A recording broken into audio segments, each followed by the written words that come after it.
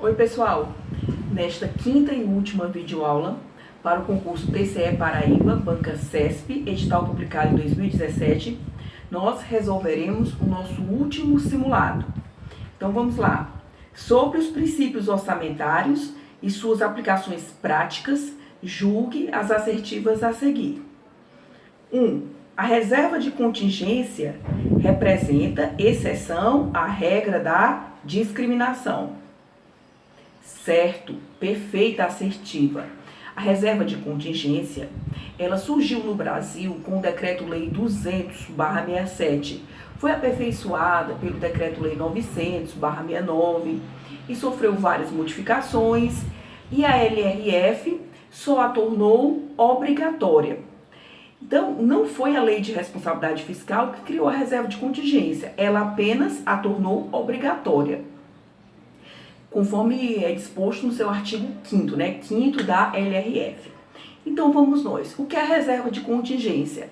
É um valor global alocado no orçamento que visa atender a eventuais desequilíbrios orçamentários, nos termos disciplinados pela LDO. Então, para a gente entender tudo que diz respeito à reserva de contingência, a gente tem que ler o 5º da LRF e o 4º da LRF. Todo orçamento, quando ele é feito pós-LRF, obrigatoriamente ele contempla sim a reserva de contingência, que é um valor global. Se é global, não é discriminado. Se não é discriminado, é exceção à discriminação. Perfeito. É um valor global que visa atender a eventualidades, riscos e eventos fiscais imprevistos, tudo nos termos da LDO. A reserva de contingência, possivelmente, ela será especificada no anexo de riscos fiscais, porque uma das missões da reserva de contingência é dar suporte a possíveis riscos fiscais. A gente não sabe que quando a LDO é feita, ela contemplará 2 anexos, entre eles o anexo de riscos fiscais. Anexo de riscos fiscais, tudo a ver com a reserva de contingência.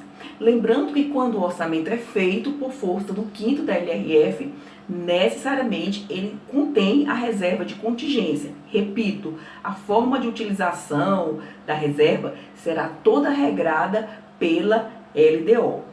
Então, a reserva de contingência representa exceção à regra da discriminação, certo? Tanto faz dizer discriminação, como especificação, como especificidade, como especialização. Tudo isso é termo sinônimo. Então, vamos lá. 1 correto. 2. Os programas especiais de trabalho que, por sua vez, não possam cumprir-se subordinadamente às normas gerais de execução da despesa, poderão ser custeados por dotações globais classificadas entre as despesas de capital. Certo ou errado? Certo. Isso está na 4320, pessoal. Os programas especiais de trabalho, muitas vezes, são também valores globais que são alocados no orçamento e só poderão ser utilizados, só poderão ser executados conforme dispuser o respectivo instrumento de trabalho. Normalmente, os programas especiais de trabalho, eles são associados a convênios. E convênio, quando a gente está falando de convênio, é recurso vinculado. E se é recurso vinculado, só pode ser utilizado o dinheiro conforme dispõe o respectivo instrumento. Então, os programas especiais de trabalho também exceptuam a regra da discriminação, ou especificação, ou especialização, ou especificidade orçamentária, ok? Perfeito. Esse item 2 é fruto da 4320 e, normalmente, como eu já falei, os programas especiais de trabalho estão associados a convênios, que são recursos vinculados por natureza, conforme dispõe o 8º, se eu não me engano, parágrafo único da LRF, tá certo? Esse tema, se a minha cabeça não falha, também é disciplinado pelo 20 da 4320. Eu botei os dispositivos aqui para vocês checarem, tá certo? Item 3. O princípio da não afetação da receita tributária é sinônimo de desvinculação tributária. Essa questão aqui, ela tem uma casca de banana. aparentemente a gente pensa até que a questão é verdadeira, mas ela é falsa, tá certo? O nome do princípio é princípio da não afetação ou não vinculação ou desvinculação da receita de impostos. Imposto é apenas uma espécie tributária. Quando a gente está falando de tributo, a gente está falando de diversas espécies, entre elas os impostos. Então, lembrando que o princípio da desvinculação ou desafetação ou não vinculação ou não afetação é para a receita de impostos. E aqui está falando tributo, tributo é gênero falso.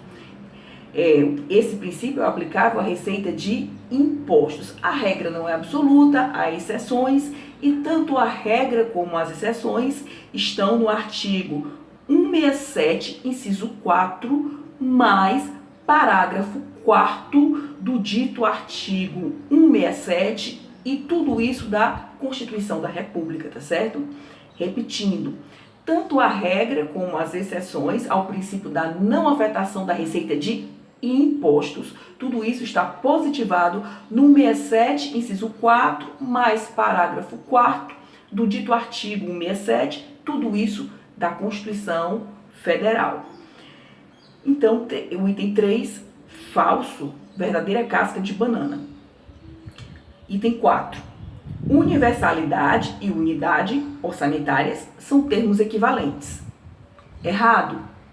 São princípios diferentes, pessoal. Universalidade significa o quê? Que a lei orçamentária anual deverá contemplar todas as receitas e todas as despesas. Isso é o que diz a universalidade, ou globalização, ou totalização. A lei orçamentária anual deverá contemplar todas as receitas e todas as despesas. Isso é o que diz o princípio da universalidade. Unidade é diferente. Eu tenho várias explicações para o princípio da unidade. Primeiro, sinônimos, tá certo? Unidade, sinônimo de totalidade. Não tem nada a ver com universalidade. Unidade significa o quê? Que haverá uma lua para cada ente da federação. Primeira explicação. Há quem explica o princípio da unidade na perspectiva da unidade de caixa ou unidade de tesouraria, que é a tal da conta única do tesouro. Outra explicação. Mas normalmente não são essas as explicações que o CESP gosta. O CESP normalmente prefere a terceira e última explicação, que eu vou falar agora, tá certo? A terceira e última explicação, muito prestigiada pelo CESP, possui matriz no artigo 165, parágrafo 5º, incisos da Constituição da República. Repetindo, normalmente quando o CESP pergunta alguma coisa sobre o princípio da unidade, que é diferente de universalidade, quando o CESP quer falar de unidade, normalmente fundamenta no 165, parágrafo 5º, incisos 1, 2 e 3 da Constituição vigente. Então vamos nós, o que é que diz esse dispositivo?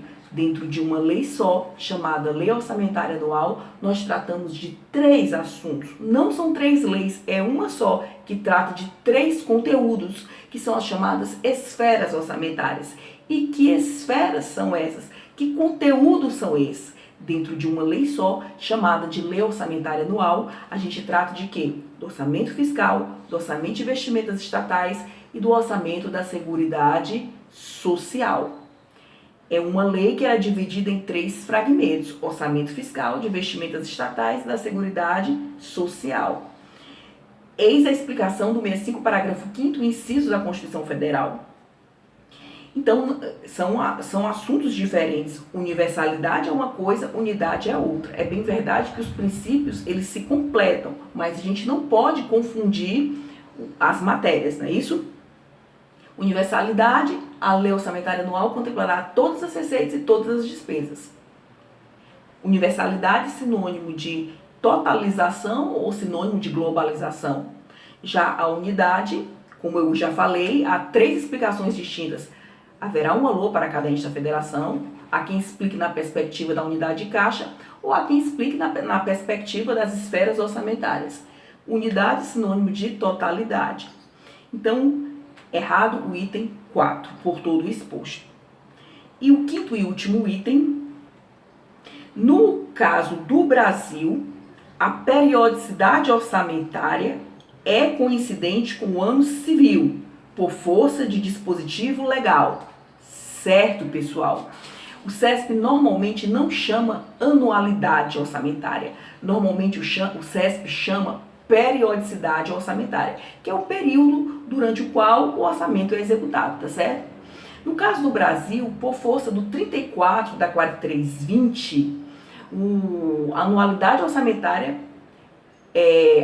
a periodicidade orçamentária é coincidente com o ano civil. Isso por força do 34 da 4320. E em termos de Brasil, em outros países do mundo, não necessariamente a periodicidade orçamentária é coincidente com o ano civil, não necessariamente.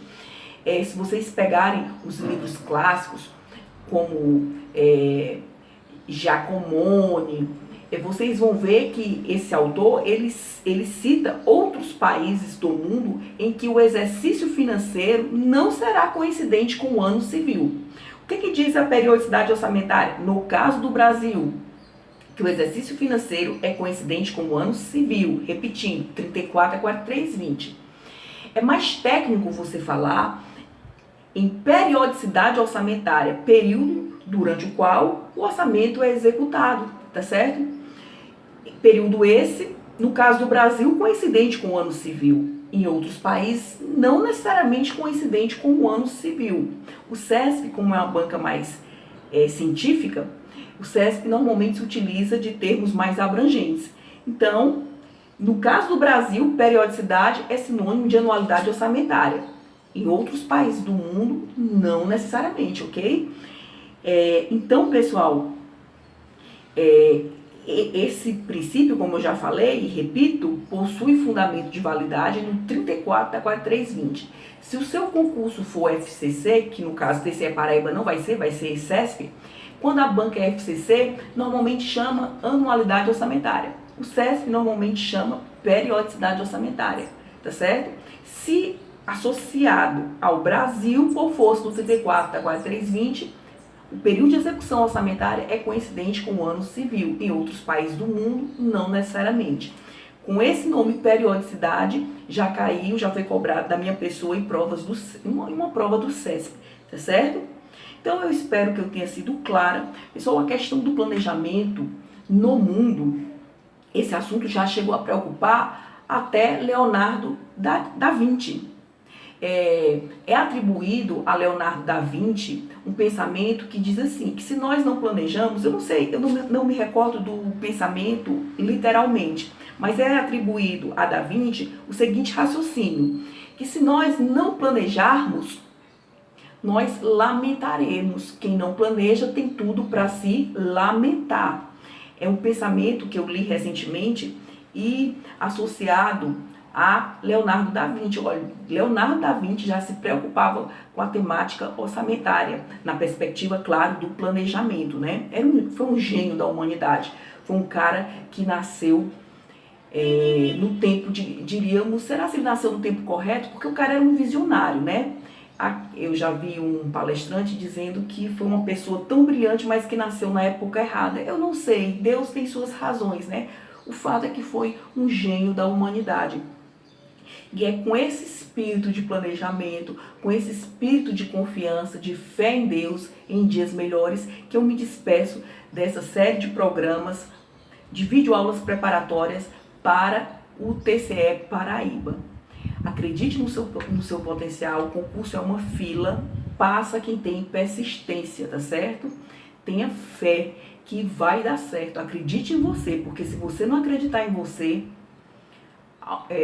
quem é que vai acreditar, né? Você é o responsável pelo seu êxito, você é o senhor do seu destino, ok? Ou a senhora do seu destino. Então vamos nós, pessoal, até as próximas videoaulas. Já aviso a todos que nas próximas videoaulas eu abordarei temas relativos a quê? A questões de concursos sobre direito das pessoas com deficiência. Nas 8 primeiras videoaulas do nosso canal, nós gravamos toda a teoria relativa ao direito das pessoas com deficiência. Esse assunto tem sido muito cobrado pelas mais diversas bancas.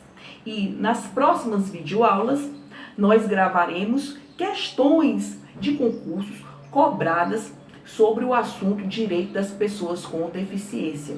Assunto esse muito importante, assunto empolgante, tem a ver com o dia a dia de todos nós.